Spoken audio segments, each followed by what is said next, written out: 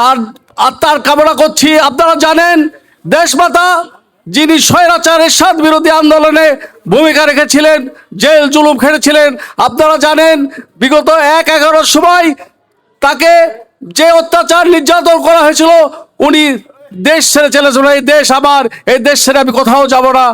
ওনার একটা ছোট সন্তান কোকোকে আজকে বিগত সরকারের সময় বিনা চিকিৎসায় তাকে মারা যেতে হয়েছিল, তারপরেও উনি দেশ ছাড়েন নাই।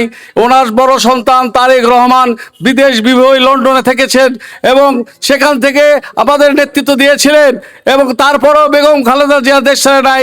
তাকে অন্যায়ভাবে সোলোপোলজাই দিয়ে তাকে জেলের ভিতর রেখে তাকে মৃত্যুর দিকে ঠেলে দিয়েছে। তারপরেও উনি আমাদের মাঝে ছিলেন। উনি আমাদের আজকে শুধু বিএনপির নয়, উনি দেশ এবং জাতির একটা সম্পদ হিসাবে উপস্থিত হয়েছেন। ব্যক্তিগতভাবে আমি বেগম জিয়ার সাথে অনেকবার গিয়েছি, উনি সন্তানের মতো আমাকে দেখেছেন।